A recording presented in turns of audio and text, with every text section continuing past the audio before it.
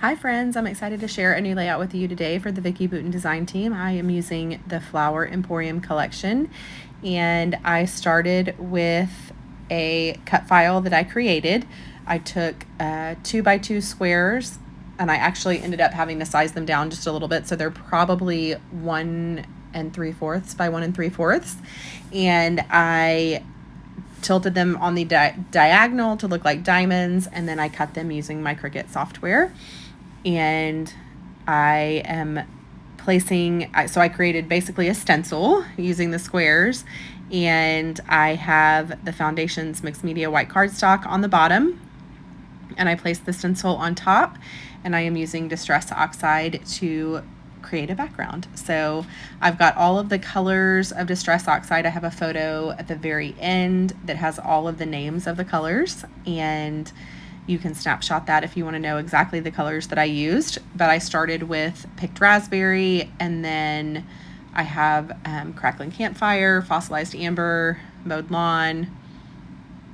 The blue, I think, is, you'll have to take the photo for the blue, the light blue, because it's a color that I use less often.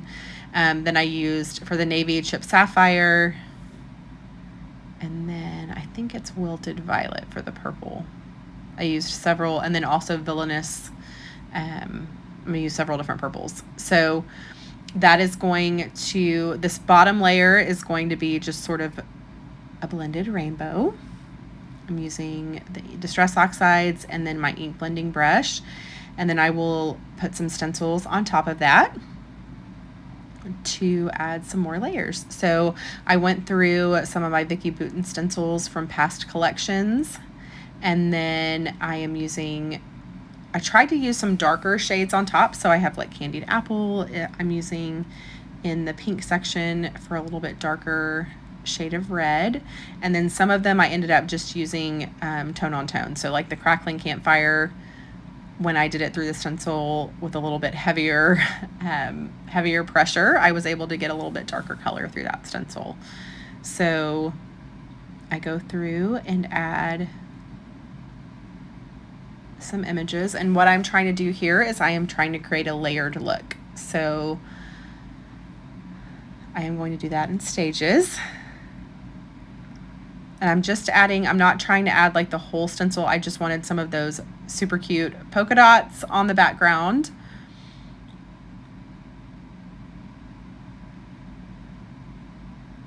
And that's the Villainous, I can't remember exactly the name of it, Villainous Potion or Villainous, it's the darker purple.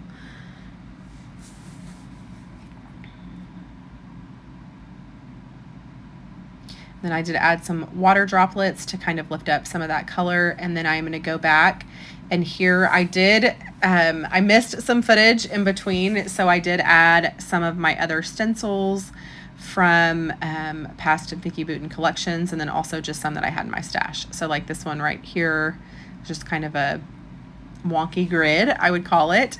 So I added some more layers on top, and then I'm going to go back with the Cosmic Watercolors, and I am just sprinkling some of each color in each section,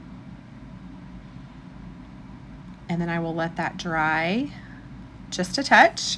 So I was not being super patient with this layout, so I did not set it off to dry totally, but I did add those Cosmic Watercolors, and then I let it sit for a few minutes, and then I will use a paper towel to dry up whatever was left, because I wanted to add another layer of medium on top of that. So I'm adding in each of those colors. And then I did take my mixed media gun, my heat gun here, and I'm just doing a little bit of drying time with that. And then I will use a paper towel to dry up the rest of what was still wet. So I've got my background ready, and now I'm going to take the super heavy gel medium from Liquitex.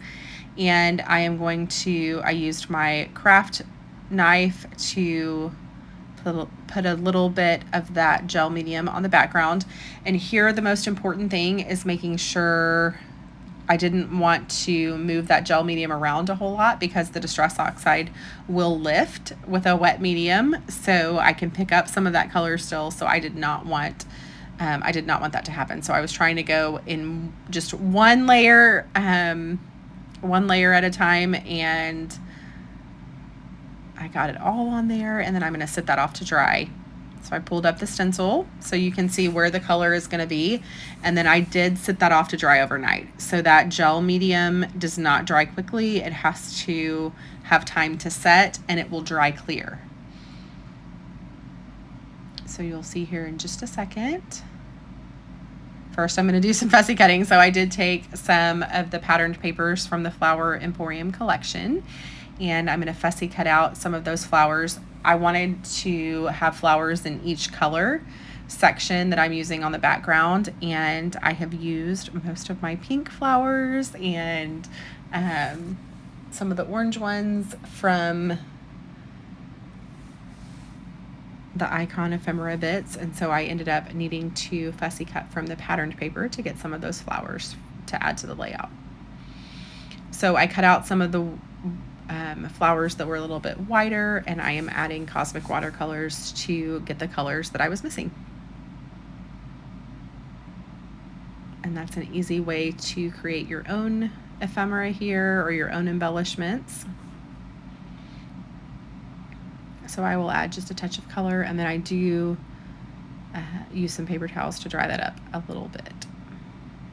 And then same thing with the leaves. The leaves were a little bit dark, so I added some of the green Cosmic watercolors to lighten those up a little bit. And I love to paint my ephemera or to add a layer of mixed media to just, change up the color just a touch. So that is what the background looks like dried. So when that gel medium dries, it dries transparently, so you can see all of the color through that gel medium, and it just adds a layer of texture and definitely a layer of gloss, because it is a glossy finish for sure. So then my photo here, I am going to matte on white. I did get a little bit of my adhesive on there, so I was just using my undo. If you don't have that, that is an amazing thing to have for working on layouts. So that just removes the adhesive. If you get adhesive in the wrong place, that undo formula is fantastic, and it doesn't mess up your photos or your background. So it lets you lift up some of that adhesive to fix whatever you messed up. So I pulled out one of the pattern papers from the Flower Emporium collection, and it's a black and white with some print on the background. So I am going to create kind of a more distressed look for the matte behind the photo. So I tore off the bottom and then used my Tim Holtz edge distresser to distress the edges of the rest of the sides of that matte.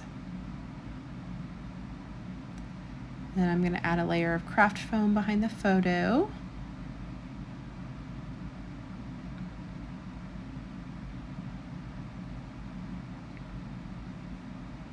And that will help add some dimension to the background or to the layout.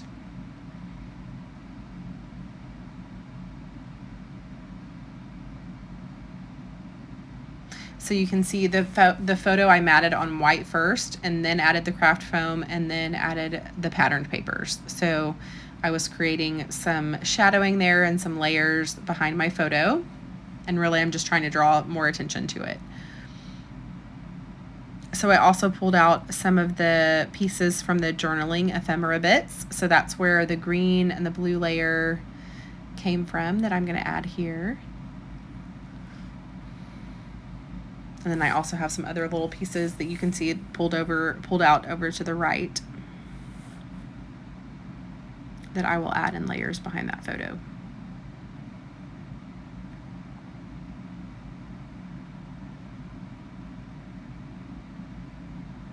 And you don't need whole pieces of these ephemera, so you can cut out the parts that are not showing.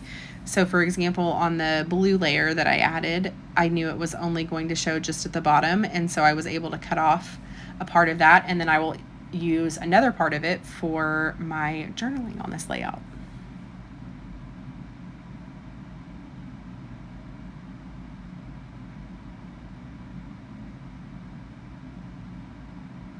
I will get all of those layers set and then adhere that to the background before I start adding my flowers.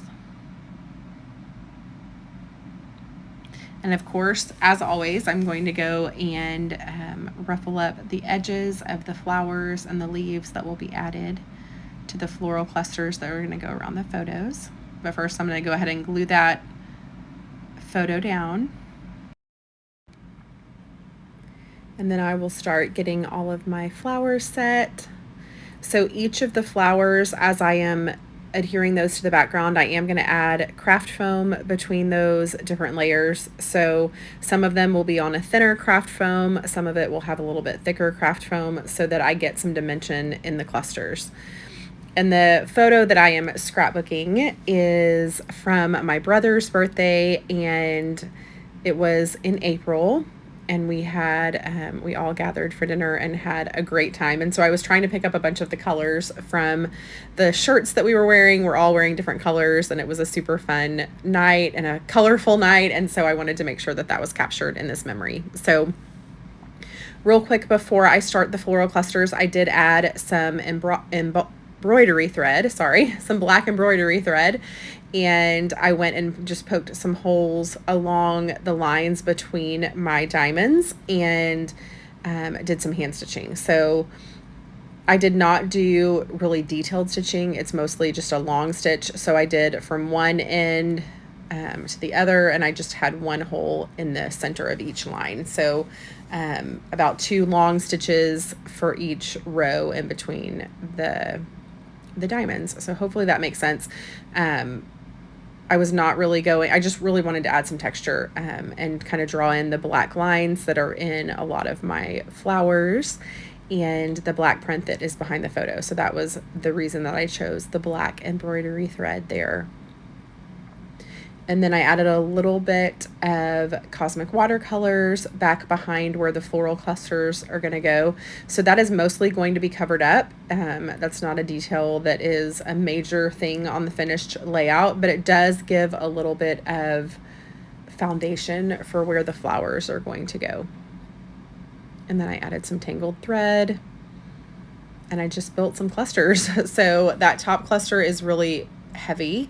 Lots of flowers, but definitely my brother's birthday in April just reminds me, April showers bring May flowers. And so my birthday is in May, and we have in our family, we have lots of birthdays right here in the months of April and May. And so I just wanted to capture how happy I was to have everyone together. And then for the title, I pulled out some letters. These are from Peppermint Kisses, the Peppermint Kisses collection. And I am just pulling out the black letters, and it's going to say family. And then the other half of the title will come from the Flower Emporium collection, from the puffy stickers sheet of stickers, and I'm just going to pull out the word photo. So on this sticker sheet that you see here, the word photograph is on there, and I just cut off graph and didn't use it. So I saved that for another layout in the event that I ever have a layout where I need to add the word graph. Probably it's not very likely, but I wanted to just use the word photo. So it's going to say family photo as my title. And I definitely added wet adhesive to each of the letters because I am adding it on top of that gel medium and all of the things that I have on the background, the embroidery thread and all of that. It was definitely a little bit tricky to make sure that I had enough glue to get those letters really good and stuck down. And then here I needed some blue flowers. So I used Cosmic watercolors. I also used Vicki Boutin's art crayons, which I love. I have not pulled out in a while. And so I pulled out those to kind of add some shading on the centers of these flowers that I'm painting here. And then off camera, I will also add some navy blue Nuvo drops.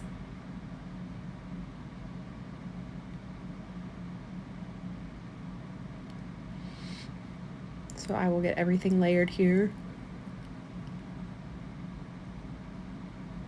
For my journaling block, I just used a black Sharpie fine point tip. And then I also added in some leaves from the Puffy sticker sheet into my cluster and finished those clusters off at the bottom. And then I'm adding some crystals and half pearls to the centers of my flowers, and then pops of color is going to finish it off. So I added pops of color in each color section and added some detailing to the centers of the flowers and then also to my clusters around the cluster.